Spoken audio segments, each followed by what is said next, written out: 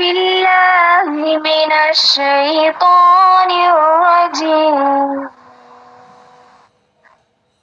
بسم الله الرحمن الرحيم. لا أقسم بيوم القيامة ولا أقسم بالنفس اللوامة.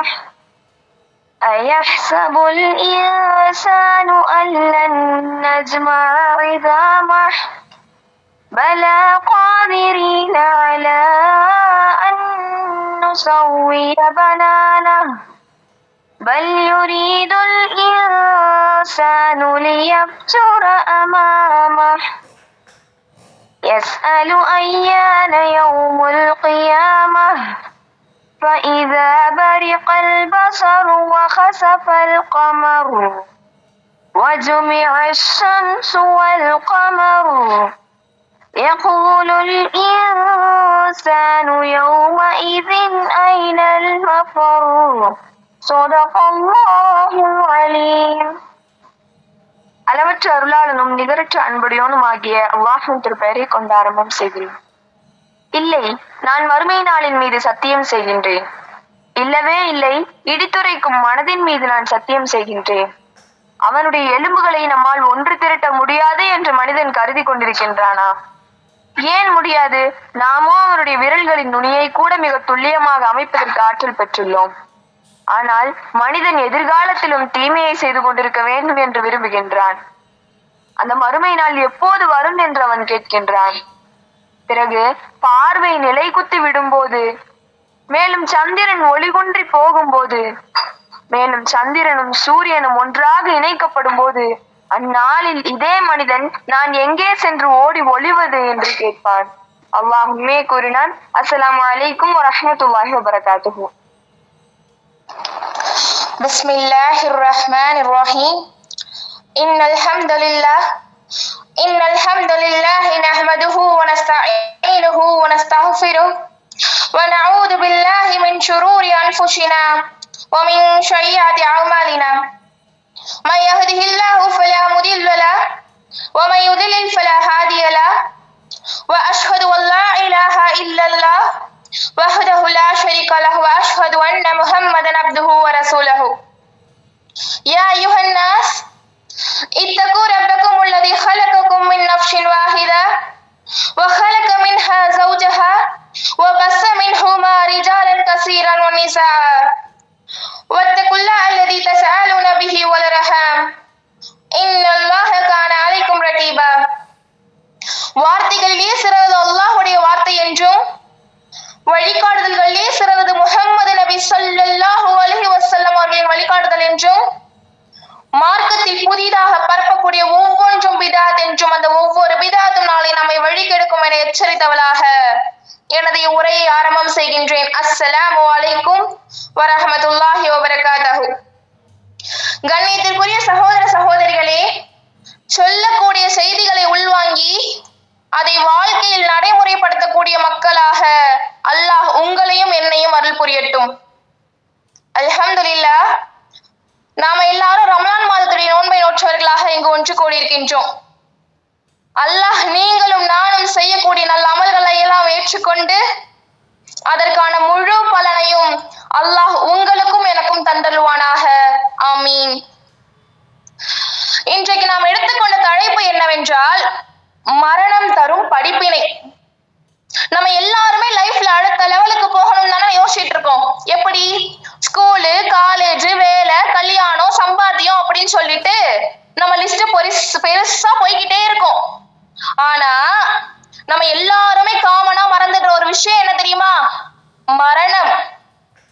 அல்லாஹ் தன் திருமறை குர்ஆனில் கூறுகின்றான், அல்லதி ஹலகல் மௌத வல் ஹயாத லியப்லுவக்கும் அய்யுக்கும் அஹ்ஸனு அமலா வஹுவல் அஸீஸுல் கஃபூர். உங்களில் யார் செயலில் சிறந்தவர் என்பதை பார்ப்பதற்காக அல்லாஹ் மரணத்தையும் வாழ்வையும் படைத்தான். அவன் மிகவும் வல்லவனும் மிகவும் மன்னிப்போனுமாகின்றான். சுப்ஹானல்லாஹ், எவ்வளவு அழகா சொல்லியிருக்கான் பாருங்களேன். இந்த ரெண்டு விஷயத்துல நம்மளுடைய வாழ்க்கையை பத்தி, இந்த வாழ்க்கையை நம்ம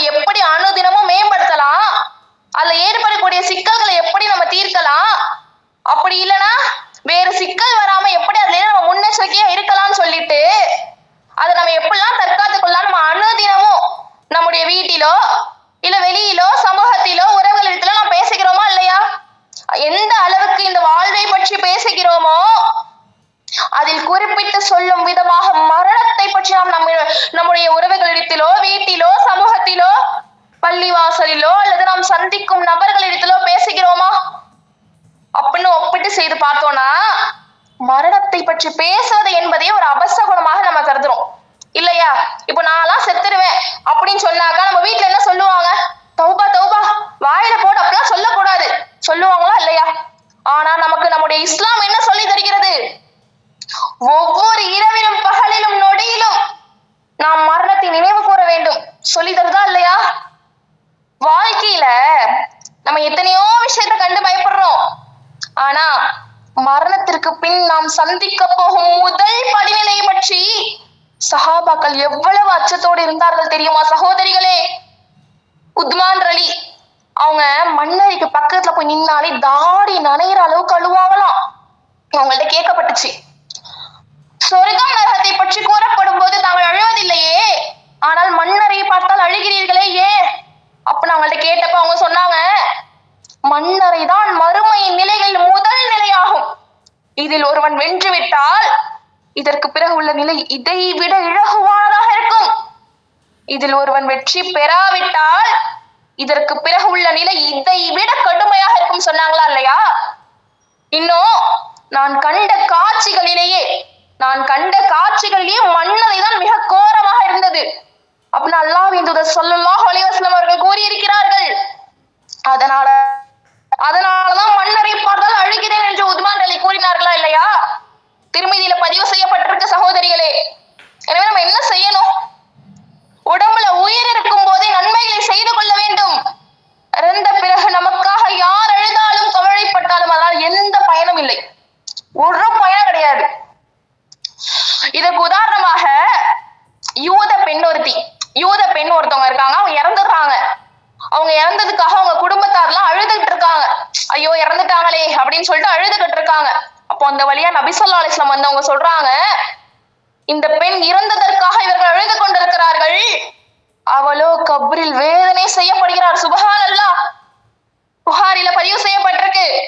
நண்பர்களே, வெளியே இருப்பவர்கள் ஐயோ போயிட்டாரே அப்படின்னு கதறுவதால் உள்ளே இருப்பவருக்கு ஒரு பைசா பிரயோஜனம் இல்லைங்க.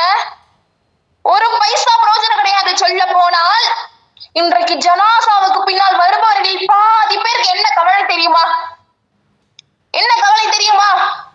மனுஷன் நல்லா சொத்தை சேர்த்து வச்சிருந்தாரே, ஆனா உயிர் எழுதினாரான்னு தெரியலையே. அப்படிதானே இருக்கு இன்னைக்கு நிலைமை.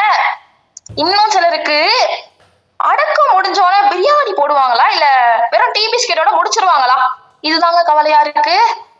வெளியே இருப்பவர்களுக்கு சாப்பாட்டு கவலை, ஆனால் உள்ளே போனவருக்கோ சாட்டை அடி கவலை. நாம் அழுவதால் அங்க ஒண்ணும் மாற போறது கிடையாதுங்க. ஏதாவது விலை கொடுத்து ஏதாவது காசு கொடுத்து அந்த மரணத்திலிருந்து நம்ம பாதுகாத்துக் கொள்ளலாமான்னா நிச்சயமா முடியாது. யாராவது ஒரு மருத்துவரை அணுகி அவர்கிட்ட நம்ம இது பண்ணி மருந்து மாத்திரை வாங்கி நம்ம மரணத்திலிருந்து பாதுகாக்க முடியுமா? முடியவே முடியாது. அப்படி இல்லாட்டி சரி ராணுவ படையெல்லாம் தயார் செஞ்சு கொண்டு அந்த மரணத்திலிருந்து நம்மை தற்காத்துக் கொள்ளலாம் என்று முயற்சி செய்தால் அந்த முயற்சி பயனளிக்குமா? நிச்சயம் பயனளிக்காது. இப்படி உலகத்துல எங்க ஓடினாலும் எங்க பறந்தாலும் எவ்வளவு முயற்சிகள் செய்தாலும் சரி, எவ்வளவுதான் நம் உடலை ஆரோக்கியமாக சுகமாக பார்த்து கொண்டாலும் சரி, நிச்சயம் ஒரு நாள் மரணம் வந்தே தீரும். இந்த மரணத்தை அல்லாஹ் ரப்பல் ஆலமீன் இந்த உலகத்தில் அவன் படைத்த அனைத்து உயிர்கள் மீதும் கடமையாக்கி விட்டான், விதித்து விட்டான். குர்ஆனுடைய பல இடத்துல நம்ம அல்லாஹ் ரப்பல் ஆலமீன் நமக்கு நினைவூட்டி கொண்டே இருக்கிறான். எப்படி? பல முறை நாம் இந்த வசனங்களை ஓதி இருப்போம், அறிவுரைகளை கேட்டு இருப்போம். குல்லு நஃப்ஸின் தாயிகத்துல் மௌத், ஒவ்வொரு உயிரும் மரணத்தை சுவைத்தே ஆக வேண்டும். அல்லாஹ் சொல்றான், எந்த மரணத்தை பார்த்து நீங்கள் விரண்டோடுகிறீர்களோ அந்த மரணம் நிச்சயமாக உங்களை சந்திக்கும் சொல்றானா இல்லையா? இப்படி அழகிய வாசகத்தை எல்லாம் பயன்படுத்துறான். நீங்கள் அந்த மரணத்தை தேட வேண்டிய அவசியம் இல்லை. நீங்கள் எந்த மரணத்தை பார்த்து விரண்டோடுகிறீர்களோ அந்த மரணம் உங்களை சந்திக்கும். கண்ணியத்திற்குரியவர்களே, இந்த மரணம் முடிவு செய்யப்பட்டது. ஆனால் அல்லாஹு தஆலா அதன் தேதியை அதன் நேரத்தை நமக்கு கொடுக்கவில்லை, குறிப்பிடல. ஏன்? அதை குறிப்பிடாத நம்ம மனுஷன் என்ன பண்ணுவாங்க? அலட்சியத்துல வீழ்ந்து விடுவான். எப்படி? சரி இன்னும் நமக்கு நாட்கள் இருக்கு, இன்னும் நமக்கு சில ஆண்டு இருக்கு, அப்ப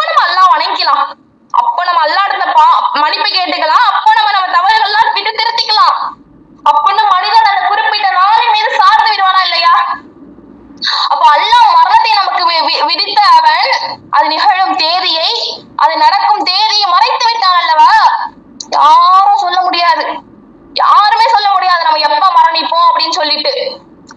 இன்னும் நமக்கு மரணம் எந்த அளவு சமீபத்தில் இருக்கிறது என்று சொன்னால், இந்த உரையை கேட்டுவிட்டு நாம் சகஜமாக நம் நேரத்தை தொடருவோமா தொடருவோமா என்பதற்கு நமக்கு ஏதாவது உறுதிமானம் இருக்கிறதா? நிச்சயமா கிடையாது. இந்த நேர தொழுகை நாம் தொழுது முடிப்போமா? அதற்கு ஏதாச்சும் உறுதி இருக்குதா? கண்ணியத்திற்குரியவர்களே, இந்த மரணத்திற்காக முடிவு செய்யப்பட்ட வானவர் அவரிடத்துல அல்லாஹ் தஆலா இரக்கத்தை படைக்கவில்லைங்க. இரக்கத்தை படைக்கல. குழந்தையை பார்க்க மாட்டாரு, கர்ப்பிணி என்று பார்க்க மாட்டார், ஏழை என்று பார்க்க மாட்டார், வயோதிகன் என்று பார்க்க மாட்டார். இவர் பயணத்தில் இருக்கிறாரே, இவரை கவனிப்பதற்கு அங்க ஆள் இல்லையே, இவர் மறைந்து விட்டால் இவர் யார் எடுத்து செல்வாங்க? இவர் பறக்கிறாரே வானத்திலே, இவர் தண்ணீரிலே மிதக்கிறாரே, இவர் ஒரு தேவைக்காக இந்த ஊருக்கு வந்திருக்கிறாரே, இவருடைய பிள்ளைகள் பச்சிலம் குழந்தைகளாக இருக்கிறார்களே, இவருடைய மனைவி கர்ப்பமாக இருக்கிறாரே, அப்படி இல்லாட்டி மருத்துவமனையில சேர்க்கப்பட்டிருக்கிறாரே, அப்படிலாம் அந்த மாணவர் பார்க்க மாட்டார். அப்படி பார்க்கும் தன்மை அல்லாஹ் தஆலா அந்த மாணவருக்கு கொடுக்கவில்லை சகோதரிகளே. அல்லாஹ் சொல்றான், குல் யதவஃபக்கும் மலக்குல் மௌத் அல்லதி வகுல்ல பிக்கும் சும்ம இலா ரப்பக்கும் துர்ஜஊன். நபியே, நீங்க சொல்லுங்க, உங்களுக்காக முடிவு செய்யப்பட்ட வானவர் உங்களை உயிர் கைப்பற்றுவார். அல்லாஹ் சொல்றானா இல்லையா குர்ஆன்ல? இன்னும் அபூ ஹுரைரா ரலியல்லாஹு அறிவிக்கிறாங்க, பேரை நல்லா நினைவில் வைத்துக் கொள்ளுங்கள். அபூ ஹுரைரா ரலியல்லாஹு அறிவிக்கிறார்கள், மூசா அவங்கள்ட்ட மலக்குல் மௌத் உயிரை பறிக்க மனுஷன் தோட்டத்துல வராங்க. வந்தப்ப மூசா என்ன பண்றாங்க, அவங்கள அறியாம ஒரு அறையை கொடுத்துடுறாங்க அவங்க கண்ணத்துல. உடனே மலக்குல் மௌத் என்ன பண்றாங்க, அல்லாஹ் கிட்ட சென்று முறையிடுவார். எப்படி?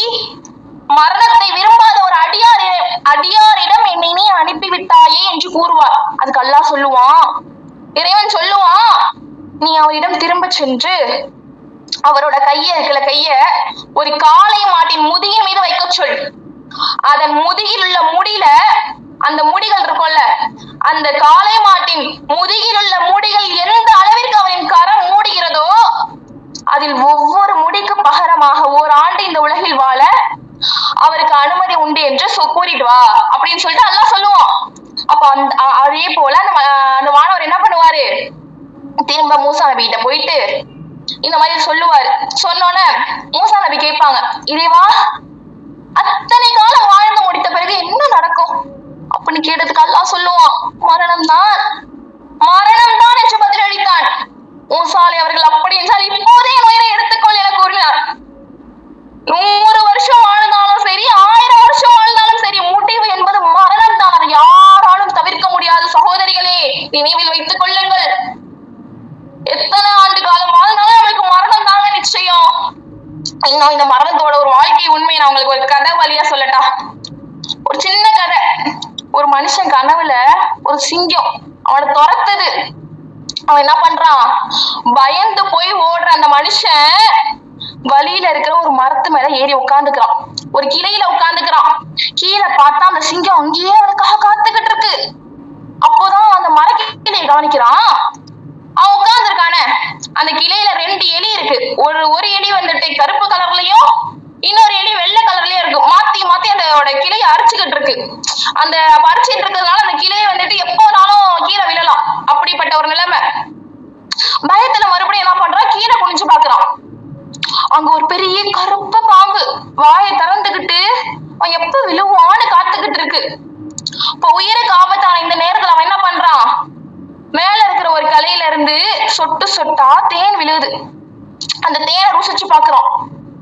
ருசிச்சு பார்த்தோன்னா அவன் என்ன பண்றான், அந்த தேனோட இனிமை இருக்குல்ல, அது அப்படியே மயங்கிடுறான்.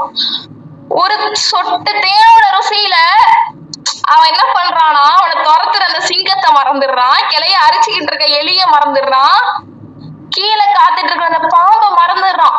கொஞ்ச நேரத்துல கனவு கலைஞ்சிருது, முழிச்சிடுறான். சரி, ஓகே, இந்த கனவோட விளக்கத்தை ஒரு பெரிய அறிஞர் ஒரு இமாம்கிட்ட போயிட்டு கேக்குறான். அவர் சொல்றாரு, இதோட அர்த்தம் என்ன தெரியுமா, அந்த சிங்கம் தான் நம்ம பின்னாடியே வர மரணம், அந்த பாம்பு தான் நமக்காக காத்துக்கிட்டு இருக்கிற கபர், அந்த 2 எலிகள் இருக்குல்ல, அதுதான் பகலும் இரவும். அதுங்க நம்ம வாழ்நாளை ஒவ்வொரு நிமிஷமும் அந்த தேன் துளி இருக்கு பாருங்களேன், அது தாங்க இந்த உலகத்தோட தற்காலிக இன்பங்கள். நம்ம எல்லாரும் என்ன பண்றோம், அந்த தேன் துளியோட ருசியில மயங்கி நமக்கு பின்னாடி வர மரத்தை மறந்துடுறோம், நமக்கு முன்னாடி இருக்கிற மருமையை மறந்துட்டு வாழ்ந்துட்டு இருக்கோமா இல்லையா, உலக மோகத்துல மூழ்கி கிடக்கிறோமா இல்லையா? இமாம் அலி அலி அவர்கள் சொன்னது போல மரணம் உங்களை வேட்டையாடுற ஒரு விலங்கு மாதிரி. நீங்க நின்னாலும் அது உங்களை பிடிக்கும், நீங்கள் ஓடினாலும் அது உங்களை வந்து சேரும். அப்ப இப்படி இருக்கிற இந்த உலகத்துல அவ பேசல, இவ பேசல, அவங்க அப்படி பண்ணிட்டாங்க, இப்படி பண்ணிட்டாங்க, உலக மோகத்துல மூழ்கி விடாதீர்கள் சகோதரிகளே. இன்னும் ஏதாவது ஒரு பாவத்தின் பக்கம் நம்முடைய இச்சை, நம்முடைய ஆன்மா, அப்படி இல்லாட்டி நம்ம நண்பன், நம்முடைய ஊற்றார் நம்மளை தூண்டுறாங்க அப்படின்னு சொன்னாக்கா உடனே நம்ம என்ன பண்ணணும், என்ன செய்யணும்? மரணத்தை நினைவு கூற வேண்டும். அனுதினமும் நம்ம நினைச்சுக்கிட்டு தான் இருக்கணும். அப்போ நம்ம நினைவு கூறப்ப என்ன நடக்கும்? இந்த பாவத்துல இருக்கிறப்ப எனக்கு மரணம் நிகழ்ந்து விட்டால், இந்த பாவத்தில் இருக்கும் போது மலக்குள் மௌத்தின் இடத்துல வந்து விட்டால் என்னுடைய நிலைமை என்னவாகும் அப்படின்னு பயப்படுவோமா இல்லையா? அந்த பாவத்துல இருந்து நம்ம பாதுகாத்துக் கொள்வோமா இல்லையா? அப்ப என்ன பண்ணணும்? போன வருஷம் ரமலான் இந்த பல சகோதர சகோதரிகள் என்று நம்முடன் இல்லை இல்லையா? அல்லாஹ் நமக்கு இந்த அரிய வாய்ப்பு கொடுத்திருக்கான், ரமலான்ங்கிற மாசத்தை கொடுத்திருக்கான். நம்ம நன்மையை அதிகப்படுத்தணுமா இல்லையா? நம்ம அமல்களை அதிகப்படுத்தணுமா இல்லையா? யார பத்தியும் பேசாதீங்க, யார பத்தியும் புறம் பேசாதீங்க. ஒரு கூட்டத்துல ஒருத்தவங்களை பத்தி பேசிட்டு இருக்காங்களா, அந்த இடத்துக்கு நீங்க போறீங்கன்னா காதுல வாங்குறீங்களா, வந்துருங்க. வேணாம், அவரவருக்கு அவரவர் நன்மை, வந்துருங்க. அன்பு சகோதரிகளே, இப்ப நம்ம எல்லாரும் இந்த இடத்துல அமர்ந்து பேசிக்கிட்டு இருக்கிறோம். ஆனா யோசிங்களேன், இன்னும் சில வருஷம், அப்படி இல்லாட்டி சில நாட்கள் கழிச்சா நம்ம எல்லாரும் இந்த பூமிக்கு மேல இருக்க மாட்டோம். நினைவில் வைத்துக் கொள்ளுங்கள், போன ரமலான்ல நம்மோடு இருந்த பல நபர்கள் இன்று 6 அடி மண்ணுக்குள்ள இருக்கிறார்கள் சகோதரிகளே. யோசிங்க, மலக்குள் மௌத் நம்ம கிட்ட வந்து நிக்கிறப்ப நம்ம அம்மாவோட பாசம் நமக்கு உதவாதுங்க, நம்ம சேர்த்து வச்ச பேங்க் பேலன்ஸ் நம்மை காப்பாத்தாது, நம்ம ஆசை கட்டின வீடு நமக்கு சொந்தம் கிடையாது. இது எல்லாமே நமக்கு படிப்பினை தான். இன்னும் யோசிச்சு பாருங்க, நம்ம கிட்ட வெக்கம் இருக்குதா? நம் தொழுகை சரியா இருக்குதா? நாம நம்ம குடும்பத்தை நல்ல வழியில நடத்துறோமா? அந்த இருட்டு நிறைந்த 6 அடி குழிக்குள்ளே நம்ம அடக்கம் பண்றதுக்கு முன்னாடி நம்ம மனசுல ஒரு கேள்வி கேட்டுப்போம். என்ன கேள்வி? Are we ready? ரெடியா இருக்கோமா?